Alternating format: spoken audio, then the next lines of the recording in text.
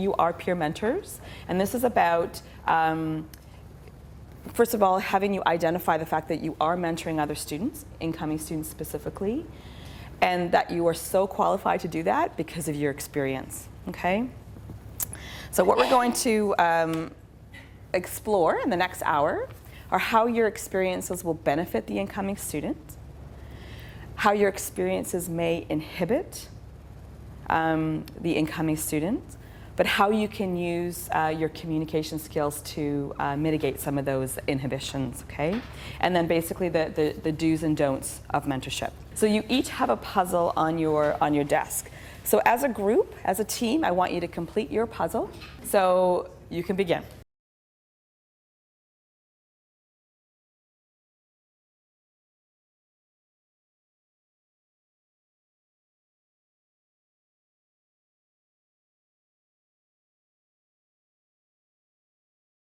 Okay, so let's try and determine what experiences or lessons we can take from this exercise. So can I get some comments on maybe about what some of your experiences were in completing the puzzle? Some of the challenges and how you overcame them? Allie. It's awesome when you have all the right pieces. It's awesome when you have all the right pieces. Yeah. Did anyone have any challenges and how did you overcome them? We had one of the wrong pieces, so we just asked other people if they had the right one. Good. And we had an extra one that wasn't fitting with ours, so we gave that to someone else. Great. I think part of it is like accepting things that are out of your control, like you don't have the pieces and you have to kind of relax and then go around and try to solve the situation. Right, great, it's great. And so you've gotten into why were you successful in completing the puzzle? And so I heard things like you're comfortable with each other, you are using the resources around you in the room, you're working as a team. And I wouldn't have given you this if I didn't think that you had experience doing puzzles. I knew you were going to be successful. You're going to be successful because you've had experiences that will benefit the incoming students. You've all been successful in making that transition yourself. And not only have each of you made that transition, but you're active, engaged students on this campus. And that's why you're going to excel at this job. And that's why I think you were chosen, and that's why you've gravitated towards this role. So that's really, really important to keep in mind, that you all have experience and you all have something to share. Whether you're an introvert, whether you're an extrovert, whether you've been involved in one organization or 10, doesn't matter. You all have something to share, okay? And that's really, really important. So now I want to drill down on your experiences a little bit more, and specifically talk about how your experiences will assist the incoming student. Okay, so on your tables, you have a handout. There's a little bit of a reflection exercise that I want you to spend a little time doing. Because the thing about experiences and using your experiences to help someone else, it's all about how you make meaning of those experiences. Okay, so I want you to take a few moments to go through that. If this is an individual exercise, I just want you to jot down some ideas and some thoughts. This is trying to draw out some of the key experiences that you'll be able to harness, okay?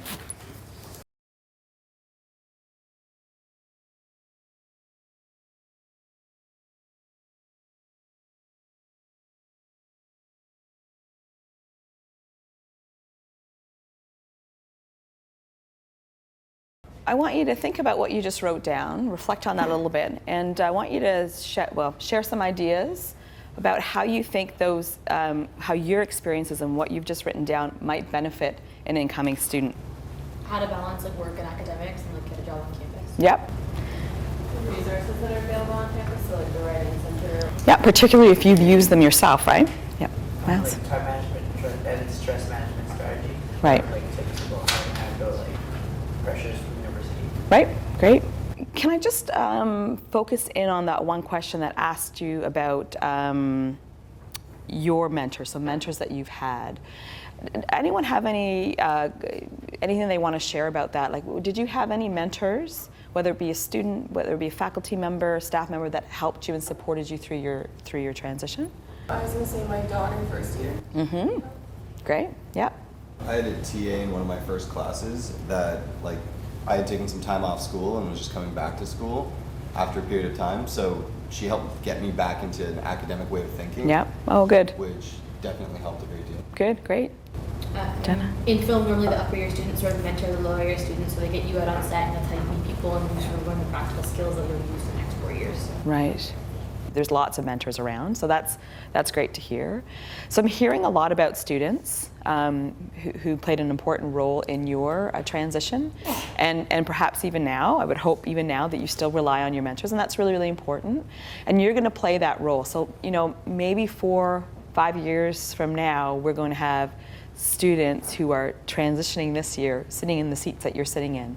And I'm sure that they're going to be talking about their Red Zone ambassadors, their Dons, you. And I think that that's really, really important, that you do play a really, really critical role, okay?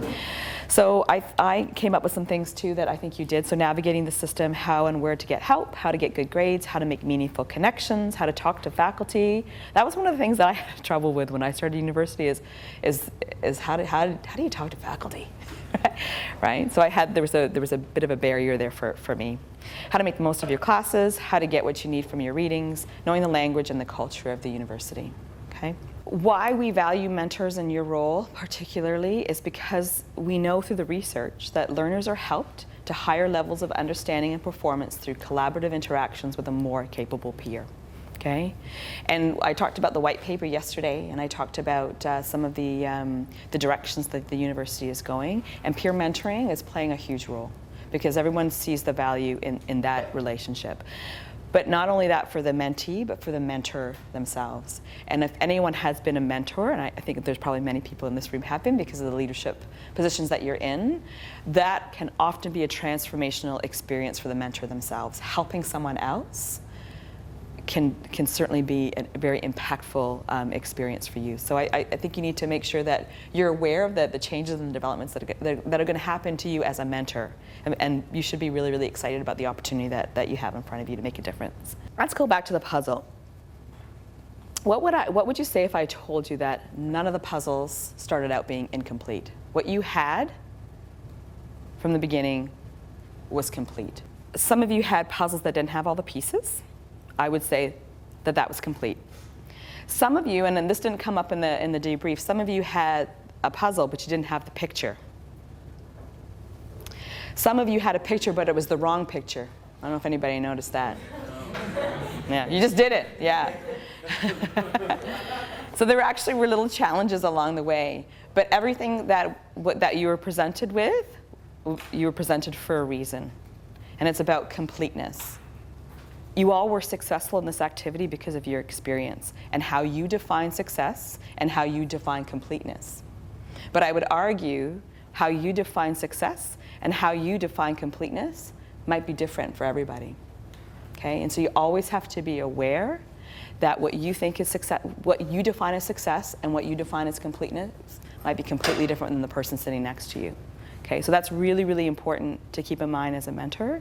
And so this brings us to the pitfalls of the experience then. So you have a pile of experience and knowledge to impart. What are some of the drawbacks? What are some of the pitfalls of that? Because we have such a breadth of knowledge or experiences, sometimes what we tell other students can either be too much too quick, or it could be not telling them what they need to hear, but telling them a whole sort of things that they automatically feel they must live up to. Yeah. You want to project your own fears or concerns or priorities on the other person. It's like maybe I was terrified of this in first year, and that person is not even remotely terrified of that. I wrote some things down too. What worked for you may not work for others. And I don't know about here, but my experience as a student is academic rules changed from year to year.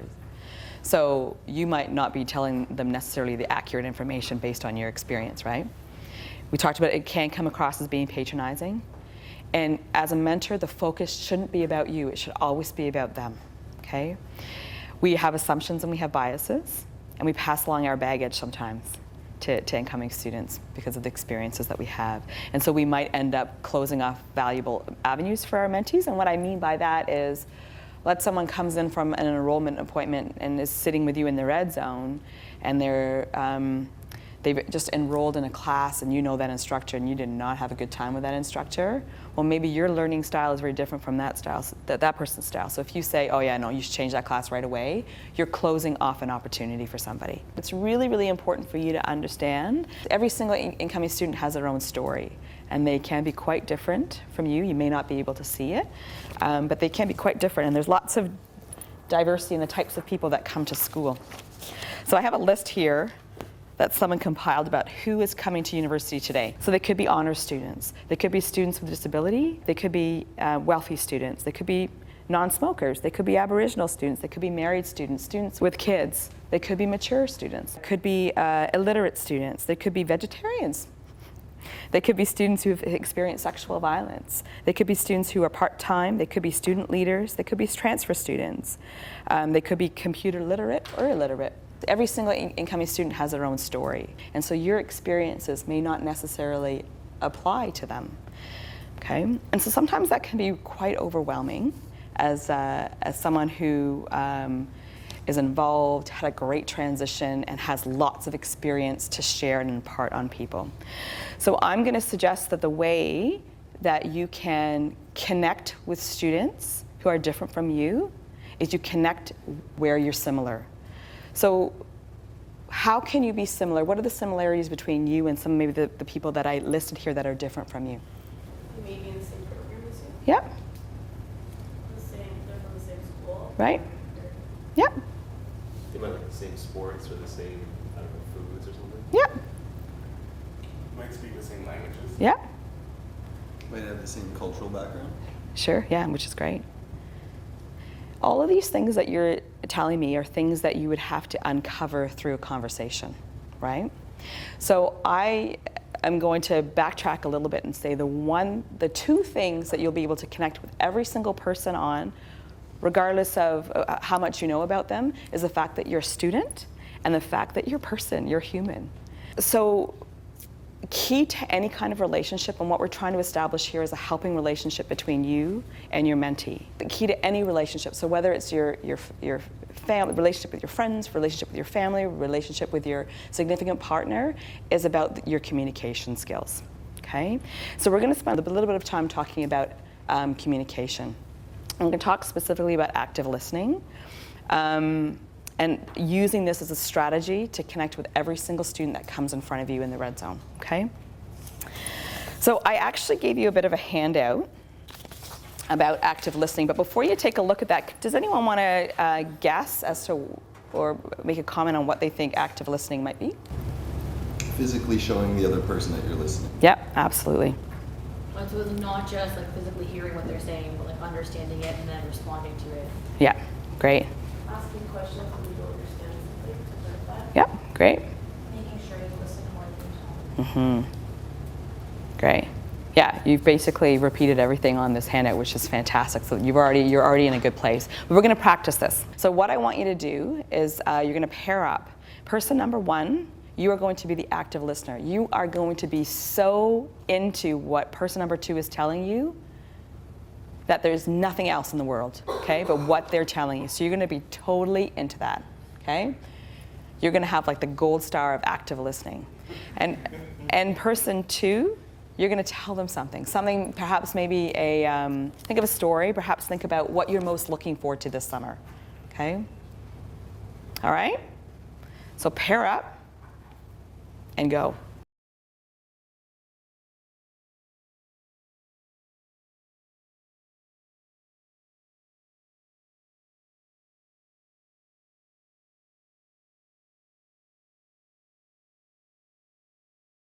So can I get some reflections on that, how you felt and what the differences were? A lack of eye contact ends up making the person who's speaking almost lose track of what they're saying. Because they stop paying attention to what they're thinking about and start focusing on why the person in front of them is not listening.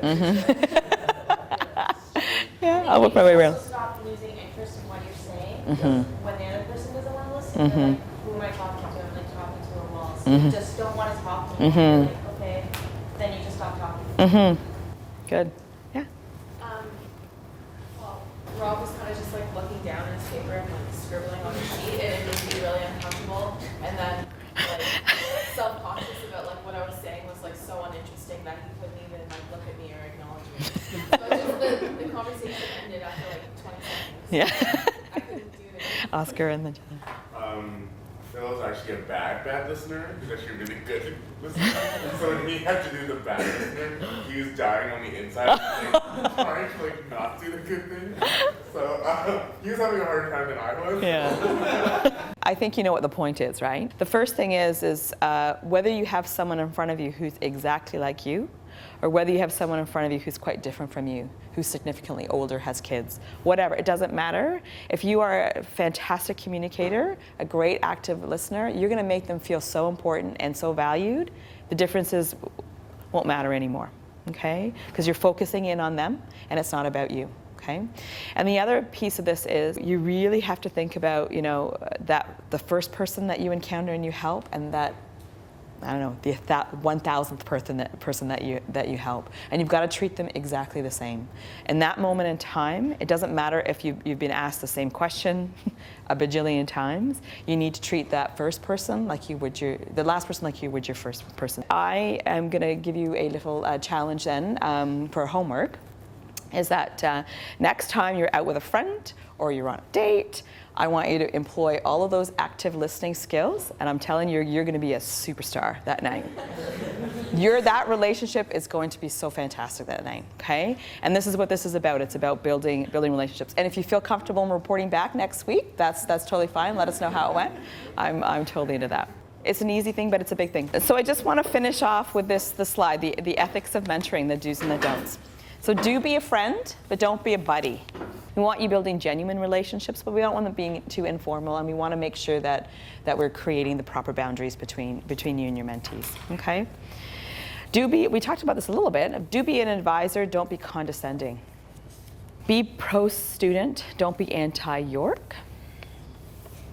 I can't imagine anybody in this room being anti-York, but do be sensitive to the uniqueness of each mentee. Don't be inconsistent with what you give your mentees. What I might mean by that? Yep.